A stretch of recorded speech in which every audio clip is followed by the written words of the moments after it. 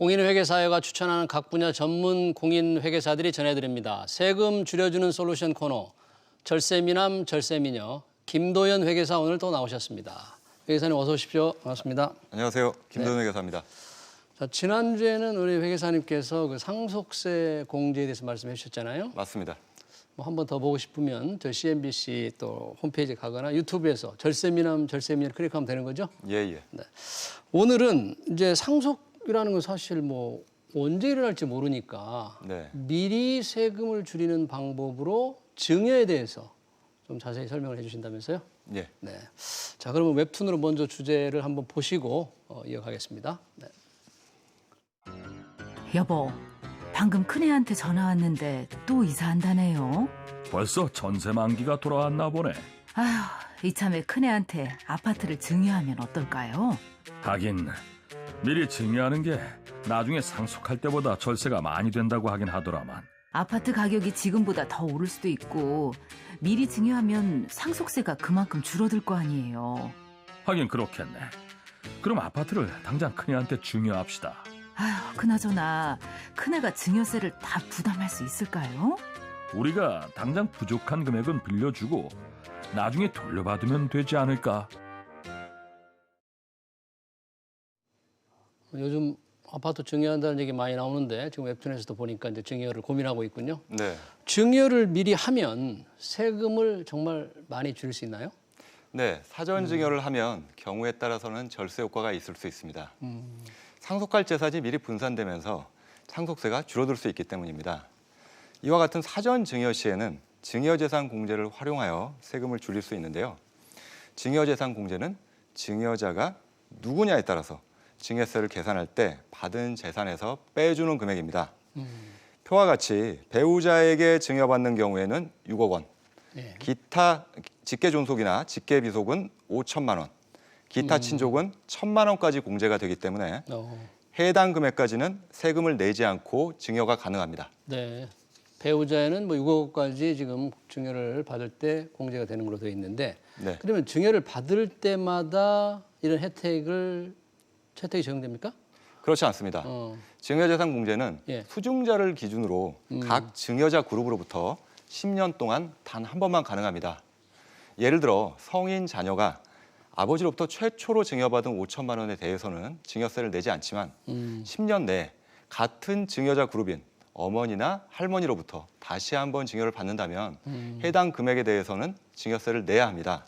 물론 자녀의 경우에는 10년이 지나면 다시 한번 공제를 받을 수 있기 때문에 10년 단위로 증여하는 것이 절세의 한 가지 방법입니다. 그리고 최대한 수증자를 쪼개서 증여하는 것이 좋습니다.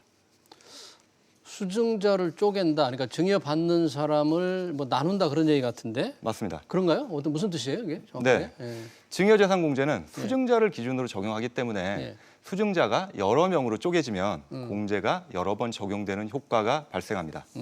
시가 10억 원이나 아파트를 자녀 한 명에게 전부 증여할 때는 공제가 5천만 원 적용되는 반면에 자녀 두 명에게 50%씩 증여하면 자녀 각각 5천만 원씩 총 1억 원의 증여재산 공제를 받을 수 있습니다. 네. 이에 따라 증여세가 7천만 원이나 줄어들게 됩니다. 뭐 증여세 상당히 차이가 크군요. 네. 네.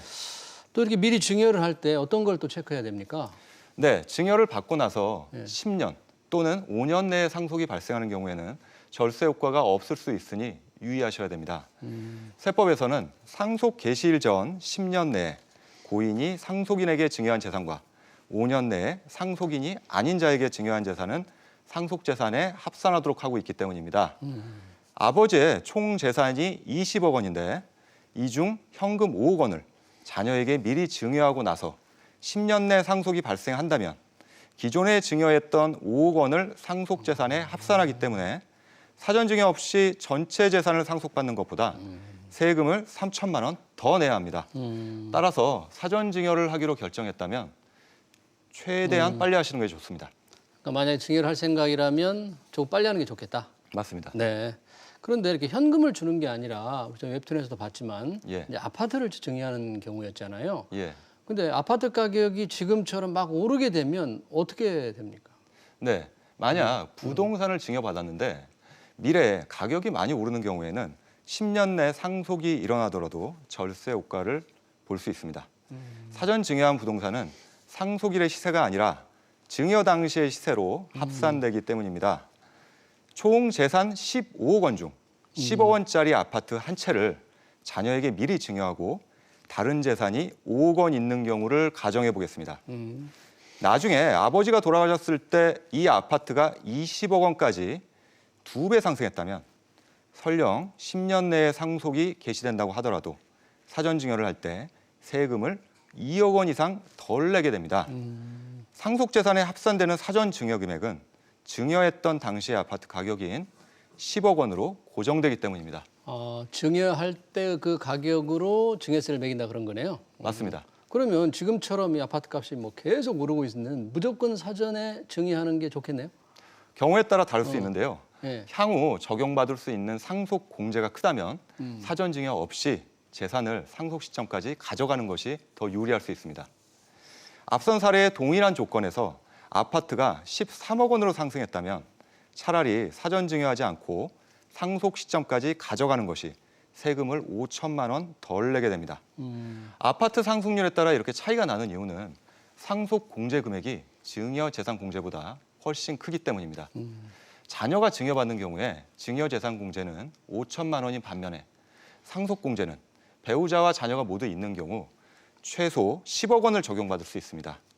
즉 전체 재산 중 상속 공제로 커버되는 금액이 크면 증여 재산에 적용되는 세율보다 나중에 상속 공제를 차감한 상속 재산에 적용되는 세율이 더 낮을 수 있습니다. 따라서 이런 경우에는 사전 증여를 하지 않는 것이 오히려 절세에 도움이 됩니다. 뭐 상황에 따라서 많이 다르겠지만 증여에 대한 여러 가지 말씀해 주셨는데 종합적으로 증여 때 어떤 세금 혜택이 있는지 이렇게 요약해서 좀 정리 한번 해주시죠. 네. 첫째, 부동산 등의 시세 상승이 클 것으로 예상되면 사전 증여가 유리할 수 있습니다. 둘째, 재산을 쪼개서 여러 사람에게 증여하면 사전 증여의 효과를 극대화할 수 있습니다. 쪼개기 좋고요. 네. 셋째, 증여하고 나서 10년 후에 상속이 예상된다면 사전 증여가 유리할 수 있으나 적용받을 수 있는 상속 공제가 크다면 사전 증여가 더 불리할 수도 있으니 함께 반드시 체크하셔야 됩니다. 네. 자, 이제 미리 증여를 할 때 이제 증여세를 이제 받은 자녀가 내야 되잖아요. 네. 그런데 아까 웹툰에서도 잠깐 봤는데 그 부모님이 증여세 납부를 위한 돈을 이렇게 빌려줄 수 있는 거죠? 그렇습니까? 어떻습니까? 괜찮습니까? 네, 빌려줄 수는 있는데 이런 경우는 주의하셔야 되는데요. 예.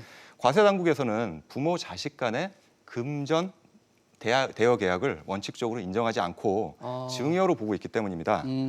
그런데 절차를 잘 갖추면 예외적으로 자금 대여 계약을 인정하는 사례들이 있는데요. 네. 첫째, 정식으로 자금 대여 계약을 체결하고 해당 계약서에 구체적인 원금의 분할 상환 계획과 이자 지급 시기를 명시해야 합니다. 또한 경우에 따라서는 공증까지 받는 것이 좋습니다. 둘째, 계약서 내용대로 원금 상환과 이자 지급을 실제로 해야 하고요. 송금증 등의 금융 기록으로 나중에 이를 입증할 수 있어야 합니다. 셋째, 돈을 빌린 자녀가 실질적으로 상환을 할 수 있는 소득이나 경제적인 능력이 있어야 합니다. 무엇보다 원금을 자녀 힘으로 끝까지 상환하는 것이 중요하므로 꼭 기억하셔야 되겠습니다. 그러니까 이 부모와 자식 간에도 남들과 계약하는 것처럼 정확하게 계약서 쓰고 네. 이자 다 주고 네. 공증도 받고 그래야 되겠군요. 맞습니다. 네. 근데 이게 뭐 증여세뿐 아니라 이제 증여 받을 때 취득세도 굉장히 문제가 되잖아요. 맞습니다. 어떻게 주의를 기울여야 될까요? 네. 기존에는 주택을 증여받았을 때 취득세율이 3.5%였는데요. 최근 세법 개정으로 조정 대상 지역에 위치한 3억 원 이상의 주택을 증여받는 경우에는 취득세율이 12%로 중과되게 되었습니다. 12%. 네. 최근 조정 대상 지역이 서울, 경기 지역은 물론이고 예. 전국으로 확산되고 있는 상황이기 때문에 예. 이런 경우에는 중과 적용 사례가 많아질 것으로 예상이 되는데요. 예.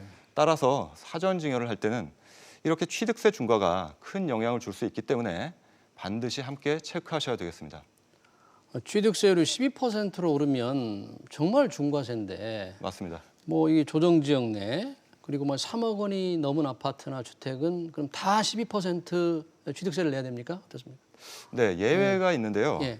1세대 1주택자가 보유하는 주택을 같은 세대를 구성하는 배우자나 자녀에게 증여하는 경우에는 중과가 적용되지 않습니다. 물론 비조정 대상 지역에 위치한 주택이나 기준시가 3억 원 미만의 주택을 증여받는 경우에는 중과가 되지 않습니다. 자, 이 부동산 이제 증여에 대해서 말씀해 주셨는데 좀 주의할 점 다시 한번 좀 정리해 주실까요? 네. 첫째, 사전 증여 후 10년 내에 상속이 발생하는 경우에는 증여 재산과 합산하여 상속세가 계산되기 때문에 사전 증여를 하더라도 딱히 유리하지 않을 수 있습니다. 둘째, 사전 증여를 할 때는 상속 재산의 총 합계를 예상해 보고 부동산의 가격 상승률 그리고 상속 공제의 규모 등 여러 가지를 고려하여 결정하셔야 되겠습니다. 셋째, 주택을 증여할 때는 취득세가 크게 발생할 수도 있기 때문에 이 부분 함께 고려하셔야 되고요. 부모 자식 간의 자금 대여를 해주는 경우에는 증여로 간주될 수 있기 때문에 절차를 잘 갖추어 진행해야 되겠습니다. 네.